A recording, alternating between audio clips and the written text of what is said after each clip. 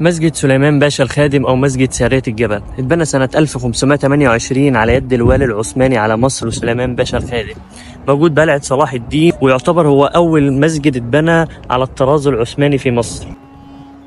والمسجد موجود في الجزء العسكري بجوار السور الشمالي لقلعة صلاح الدين يوسف بن أيوب، واتبنى في العصر العثماني في عهد السلطان العثماني سليمان القانوني سنة 935 هجري 1528 ميلادي، واللي بناه الوالي العثماني على مصر سليمان باشا الخادم. والمسجد اتبنى على أنقاض مسجد قديم بيرجع لعصر الدولة الفاطمية، وبيتكون المسجد من إيوانين وقبة مركزية محيط بيها أنصاف القباب مزخرفين بزخارف نباتية وكتابات بخط الثلث المملوكي، وصحن مكشوف بيحيط بيه 4 أروقة. تحفة معمارية من العمارة الإسلامية الرهيبة والمبهرة والله في نفس الوقت.